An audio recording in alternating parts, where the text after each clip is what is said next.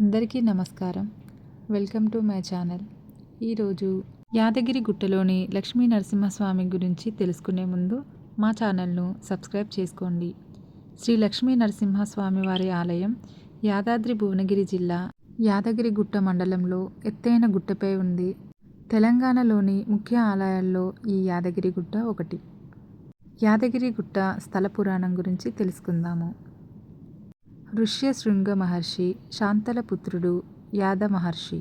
ఈయన చిన్నతనం నుంచే హరిభక్తుడు. ఈయన ఆంజనేయస్వామి సలహా మీద ప్రస్తుతం యాదగిరిగా పిలువబడుతున్న ప్రదేశంలో చాలా కాలం తపస్సు చేశారు. అప్పుడు ఒక రాక్షసుడు ఆహార అన్వేషణలో అటుగా వచ్చి నిశ్చల తపస్సులో ఉన్న ఈ ఋషిని చూసి తినబోయాడు.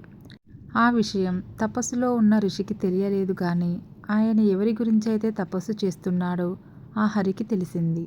ఆయన పసుపున సుదర్శన చక్రం వచ్చి ఆ రాక్షసుని సంహరించింది.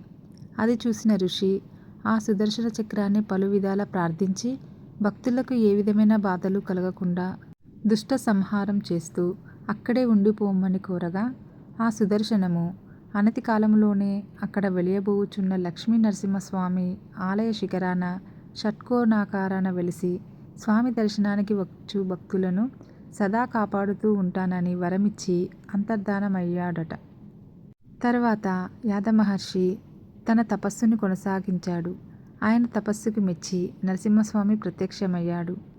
యాదమహర్షి కోరిక మీద అక్కడ లక్ష్మీ నరసింహస్వామి వెలిశాడు.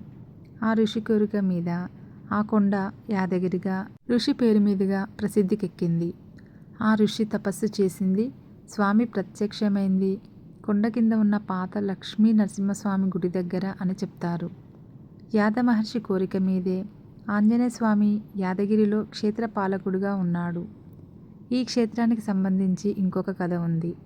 ప్రహ్లాదుని రక్షించటానికి అహోబిలంలో నరసింహస్వామి స్తంభాన్ని చీల్చుకొని వచ్చి హిరణ్యకశిపుని సంహరించిన తర్వాత ఆ పీకర రూపాన్ని శాంతపరచటం ఎవరికీ సాధ్యం కాలేదట.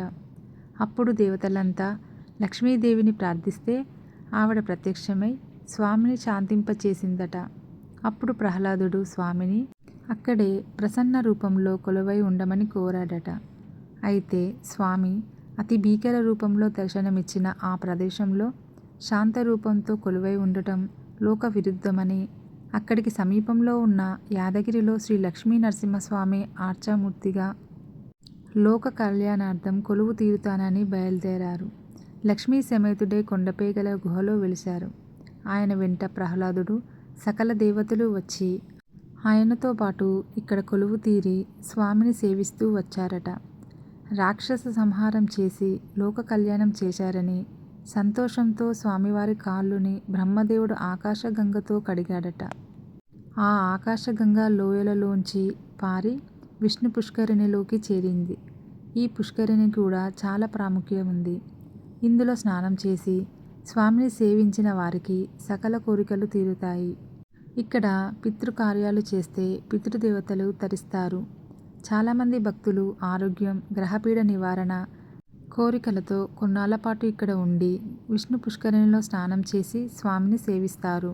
అంతేగాక ఇప్పటికీ రోజు రాత్రుల్లో ఆ చుట్టుపక్కల కొండ మీద తపస్సు చేసుకుంటున్న ఋషులు విష్ణు పుష్కరిణిలో స్నానం చేసి స్వామిని అర్చిస్తారు. దానికి నిదర్శనంగా వారు వచ్చేటప్పుడు మృదంగ ధ్వనులు వస్తాయట.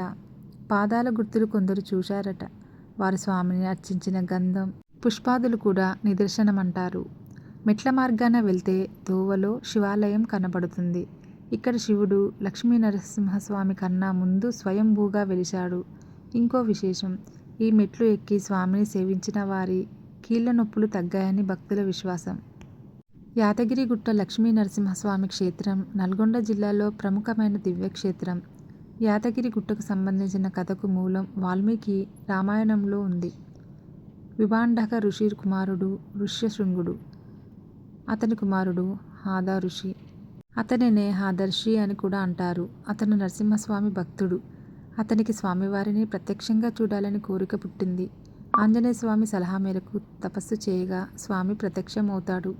ఈ ఉగ్ర నరసింహమూర్తిని చూడలేక శాంత స్వరూపంతో కల్పించమని యాదర్షి కోరగా స్వామివారు కరుణించి లక్ష్మీ సమేతుడై దర్శనమిచ్చి ఏం కావాలో కోరుకో అంటే యాదాద్రి స్వామివారికి శాంతమూర్త రూపంలోనే కొలువై కొండపై ఉండిపోమ్మని కోరాడు. ఆ విధంగా లక్ష్మీ నరసింహస్వామి కొండపై అలా కొలువై ఉండిపోయాడు. కొన్నాళ్లకు స్వామివారిని వేర్వేరు రూపాల్లో చూడాలని యాదర్శి మరలా తపస్సు చేశాడు.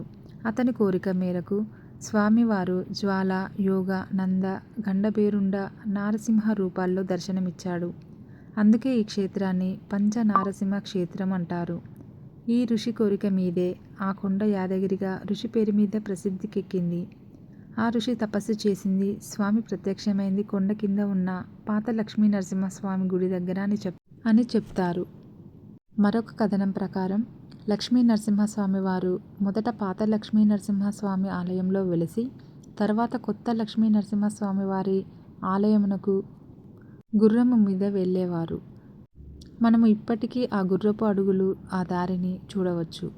ఈ గుర్తులు పాత లక్ష్మీ నరసింహస్వామి వారి ఆలయం నుండి కొత్త లక్ష్మీ నరసింహస్వామి వారి ఆలయం వరకు ఉన్నాయి. పాత లక్ష్మీ నరసింహస్వామి ఆలయం నందు ఆంజనేయ స్వామి వారి ఆలయం కూడా ఉంది. అక్కడ గోడ మీద ఉన్న చిత్రములు చాలా అద్భుతంగా ఉన్నాయి. అక్కడ నుండి కొత్త లక్ష్మీ నరసింహస్వామి వారి ఆలయంనకు వెళ్ళు దారిలో ఆంజనేయ స్వామి వారి మరొక ఆలయం కూడా ఉంది. ఆ ఆలయ గర్భగుడిలో స్వామివారి వద్ద నిత్యము ఒక జల ప్రవాహం ఉంది. ఈ జలముతోనే నిత్యం స్వామివారికి అభిషేకం చేస్తారు. Thank you for watching. Please subscribe my channel.